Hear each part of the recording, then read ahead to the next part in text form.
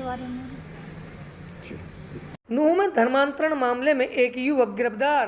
नूह जिले में गुरुवार को जबरन धर्मांतरण और शोषण का मामला सामने आने पर मुख्य आरोपी को पकड़ लिया है। महिला थाना पुलिस नूह ने मुकदमा दर्ज कर आरोपी आजम निवासी मालब थाना आकेड़ा जिला नूह को गिरफ्तार कर लिया है। नूह पुलिस ने हरियाणा गैरकानूनी धर्मांतरण प्रतिषेध अधिनियम 2022 के तहत पहली गिरफ्तारी की है। आरोप है कि नूह के रहने वाले आरोपी ने पहले तो महिला को प्रेम प्रसंग के जाल में फंसाया और बाद में जबरन महिला का धर्मांतरण कराया। बाद में उसके घर में बने मंदिर को भी तोड़ दिया। इसके साथ ही हिंदू देवी देवताओं की मूर्तियों का अपमान भी किया। उप पुलिस अधीक्षक नूह पृथ्वी सिंह ने बताया कि पीड़िता, जो मूल रूप से उत्तर प्रदेश की रहने वाली है, अपने 2 बच्चों के साथ पिछले कई सालों से शहर नूह में रह रही थी। 2008 में उसकी शादी छुट्टन नामक व्यक्ति से हुई थी, जो नूह में मजदूरी करता था, लेकिन नशे की लत में छुट्टन से शीला का पारिवारिक जीवन बिखर गया। हत्या के एक मामले में जेल जाने के बाद छुट्टन ने पत्नी और बच्चों को छोड़ दिया। उप पुलिस अधीक्षक पृथ्वी सिंह ने बताया कि महिला अपने 2 बच्चों के साथ पिछले कई सालों से शहर नूह में रह रही थी। इसके बाद शीला अकेले अपने बच्चों के साथ किराए के मकान में रहने लगी और मजदूरी करके उनका पालन पोषण करने लगी। इसी दौरान 2020 में उनकी मुलाकात नूह के रहने वाले आजम से हुई। शीला के अनुसार आजम ने शुरुआत में मदद का भरोसा दिलाया और बच्चों की देखभाल करने की बात कही। धीरे धीरे वह उसके घर आने जाने लगा और प्यार का इजहार कर अपने जाल में फंसा लिया। शीला का आरोप है कि आजम उसे और बच्चों को नवेड़ा, फिर पानीपत और उसके बाद भिवाड़ी लेकर गया। शीला ने बताया कि आरोपी उसे भिवाड़ी में किराए के मकान पर रहने के दौरान जून 2020 में वह एक मौलाना को साथ लाया और डरा धमकाकर धर्मांतरण कराया।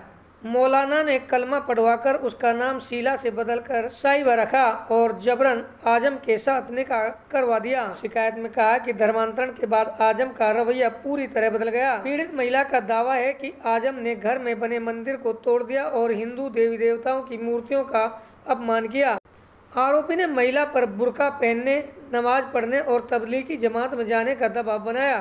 कई बार महिला के साथ मारपीट की और गाली गलौज भी की। इतना ही नहीं, एक दिन महिला को जबरन प्रतिबंधित मांस खिलाया। इसके अलावा आधार कार्ड और अन्य दस्तावेजों में नाम बदलवाने के लिए भी दबाव बनाया गया। बाद में शीला को पता चला कि आजम पहले से शादीशुदा है और उसके बच्चे भी हैं। जब वह आजम के घर मालब पहुंची तो उसकी पहली पत्नी और परिजनों ने उस पर हमला कर दिया। किसी तरह जान बचाकर वह नूह लौटी, लेकिन आजम वहीं आकर उसके और बच्चों के साथ रहने लगा। महिला की मजदूरी की कमाई छीन लेता था। वहीं महिला ने बुधवार को एक लिखित शिकायत महिला थाना नूह और एसपी राजेश कुमार को उनके व्हाट्सएप नंबर पर डाली, जिस पर संज्ञान लेते हुए महिला थाना नूह ने उन्हें गिरफ्तार कर लिया और भारतीय दंड संहिता की धारा 323, 354, 295, 448, 120 बी, 506, 342 किशोर न्याय अधिनियम 2015 की धारा 75 और हरियाणा गैरकानूनी धर्मांतरण प्रतिषेध अधिनियम 2022 की धारा 22(4) शामिल की गई। उप पुलिस अधीक्षक नूह ने बताया कि मामले की गहनता से जांच की जा रही है।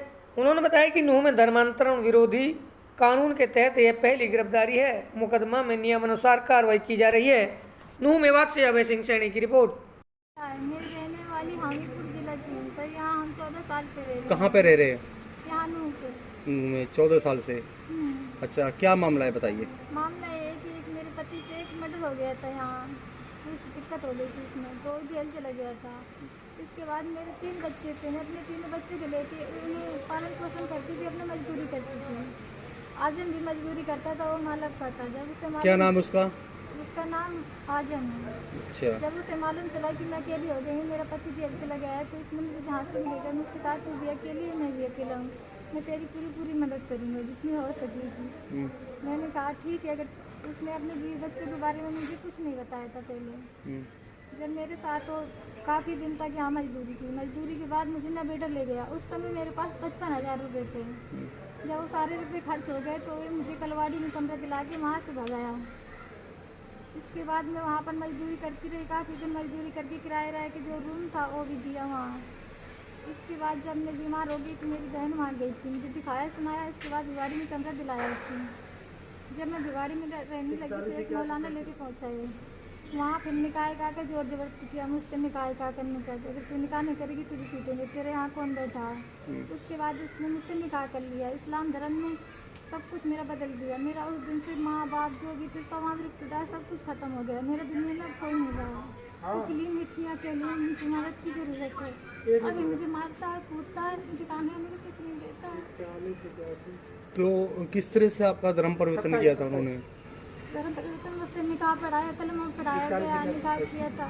कलमा पढ़ा के जब निकाह हुआ मेरा, उसके बाद फिर इधर शादी की कोर्ट में, बाकी कोर्ट में पहले तो उसने बोला था कि तू अपने घर में रहेगी, कोई दिक्कत नहीं है, मुझे तो पूजा कर सकती है। अब मैं पूजा जैसे करती हूँ, मूर्ति उर्ति लाती हूँ तो तोड़ के फेंक देता है।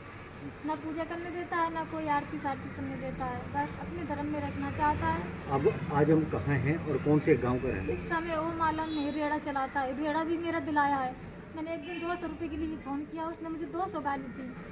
मेरे पापा तक जाता है हमेशा। अब उनसे बात होती है आपके? क्या बोलते तुझे फ़ोन किया था मैंने तो कह रहा था दूसरा लोग नहीं मिला क्या अब तक। इसने मुझे वो बना रखा है जैसे मैं कोई धंधा करती हूँ दूसरे लोगों का। कितने बच्चे हैं आपके? मेरे 3 बच्चे हैं मेरे पर, एक अपनी दादी के पास, एक लड़का एक लड़की मेरे पास। तो बच्चों के साथ भी कोई मारपीट करते हैं क्या? बच्चे के साथ इसलिए करता है क्योंकि लिए बच्चे मेरे नमाज नहीं पढ़ते, नए नए, क्योंकि कहते हैं मैं अपने धर्म में रहेंगे, क्योंकि लिए हम अपने पापा के पास जाएंगे बड़े होके, इसलिए उनके साथ मारपीट करता है वो। अब क्या चाहते हैं? मैं चाहती हूँ मुझे न्याय मिले। जो भी उनकी घरवाले हैं, मुझे 3 बार घर लेके गया, 3 बार मेरे साथ टॉर्चर किया गया। उसकी बीवी उसके लड़के ने मेरे साथ हमले किया, हाथ साथ काटा मेरा, हाथ साथ कटे हुए हैं, देख लो। कोई शिकायत वगैरह आपने करी है? शिकायत मैं कई बार करने की कोशिश की पर ये मुझे मारने की धमकी देता है। जब मैं एक बार जा रही थी तो मुझे छत से फेंक दिया। 2 महीने में खाट में रही हूँ, इसलिए 2 महीने तक मैं चल नहीं पाई हूँ।